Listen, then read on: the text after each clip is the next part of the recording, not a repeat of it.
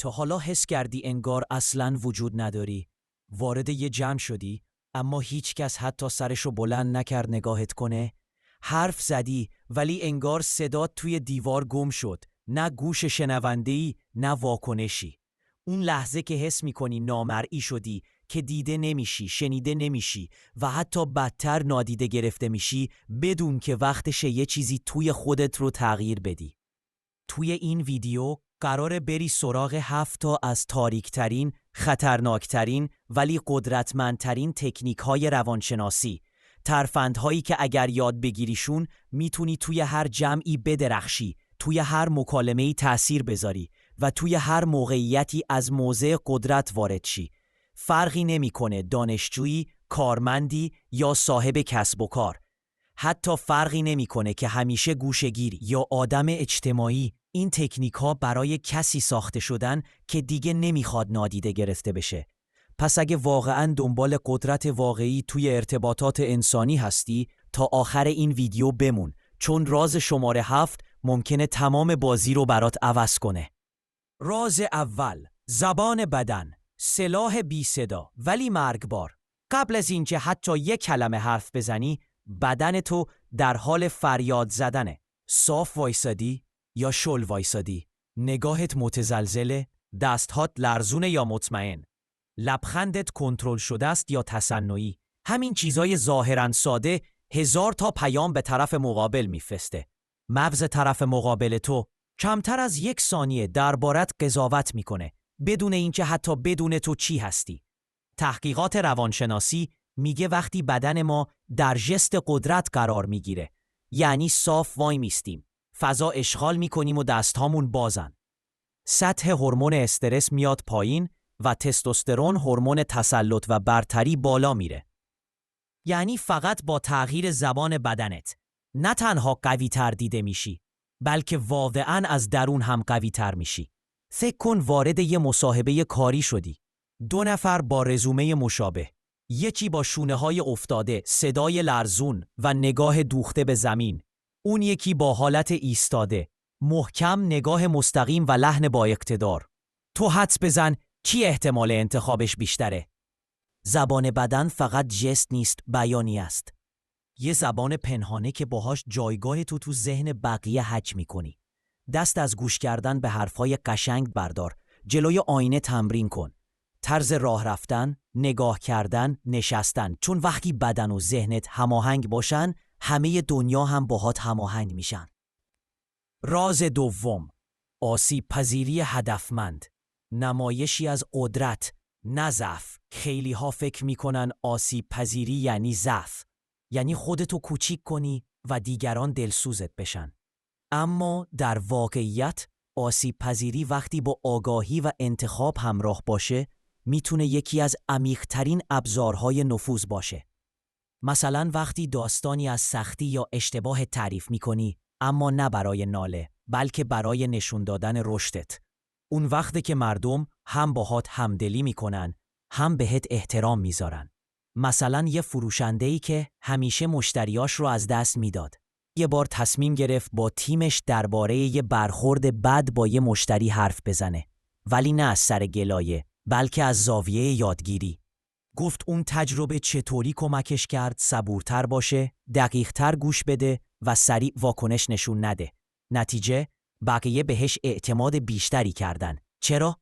چون اون فروشنده تجربه منفیشو فقط تعریف نکرد که بگه چقدر بدبخت بودم. تعریفش باعث شد بقیه تیم بفهمن که 1. اونم مثل بقیه ی آدمه و اشتباه کرده. 2. اشتباهشو تحلیل کرده و ازش درس گرفته. این نشون دهنده ی رشد شخصیه و باعث میشه بقیه حس کنن میتونن روش حساب کنن. آسیب پذیری باهوشانه یعنی بدونی چی رو بگی و چی رو نگه داری. یعنی واقعی باشی، نه بی‌دفاع. راز سوم، سکوت استراتژیک، قدرت در حرف نزدنه. بیشتر آدما از سکوت میترسن. تو یه گفتگو یا بحث خیلیا فوری میخوان سکوت رو پر کنن، چون فکر میکنن اگه چیزی نگن ضعف نشون دادن. اما اگه بلد باشی درست از سکوت استفاده کنی، میتونه تبدیل بشه به یکی از قوی‌ترین ابزارهای تسلط روانی. وقتی یه سوال ازت میپرسن، مکث کن. یه نفس عمیق بکش. بذار بدونن که داری فکر میکنی. نه فقط واکنش نشون میدی. تو مذاکره، مکث یه جوری فضا رو متشنج میکنه که طرف مقابل ممکنه خودش اطلاعاتی بده که نمیخواست بده. یا گاردش بیفته.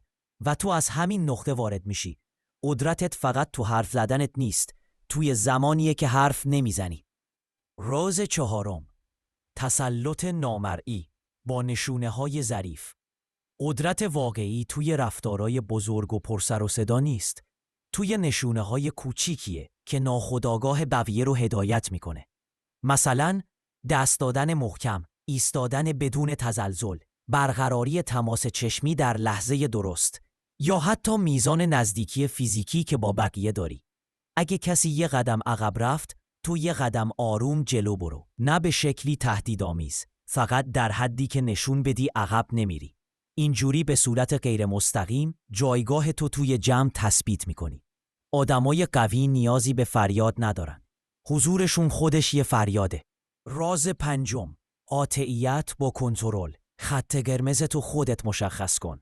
فرق آدم پرخاشگر و آدم قاطع چیه؟ کنترل. تو قرار نیست با کسی درگیر شی. تو قرار نیست از ترس عقب نشینی کنی. تو فقط با یه جمله مشخص میکنی که مرز تو کجاست. مثلا الان وقت مناسبی نیست. لطفاً بعداً صحبت کنیم. یا اجازه بده نظر منم شنیده بشه. بعد تصمیم بگیریم. این یعنی نه داد زدی، نه سکوت کردی. اما به همه فهموندی که نباید از حدشون رد شن. آدم قاطع توی جمع‌ها شنیده میشه. چون ذهن بقیه بهش احترام میذاره. راز ششم، کاریزما. کاریزمای جذاب است که دیده نمیشه ولی حس میشه. آدم کاریزماتیک لزوماً پرحرف نیست، ولی وقتی حرف میزنه همه گوش میکنن. آدم کاریزماتیک چطوری ساخته میشه؟ با اعتماد به نفس، با توجه به دیگران، با صداقت در رفتار. مثلا توی یه تیم موفقیت‌های بقیه رو ببین. بگو ایدت خلاقانه بود، نه از سر چاپلوسی، از سر توجه. همین یه جمله میتونه یه نفر رو به حامی همیشگی تبدیل کنه. اما یادت نره، کاریزمای واقعی نقش نیست، نقاب نیست. اگه دروغ پشتش باشه، خیلی زود میریزه. راز هفتم، ساختار قدرت. جایی که بازی واقعاً شروع میشه. هر جمعی یه ساختار قدرت داره. چه خانوادگی، چه کاری، چه جمع دوستانه. عده‌ای تصمیم میگیرن، عده‌ای دنبال میکنن و یه عده هیچ وقت شنیده نمیشن. اگه بتونی این ساختار رو بشناسی و آروم آروم خودتو بالا بکشی، بدون هیچ فریادی، بدون زورگویی، اون وقته که رهبری از درونت رشد میکنه. جلسه است، پیشنهاد بده، ایده بده، داوطلب شو برای سازماندهی.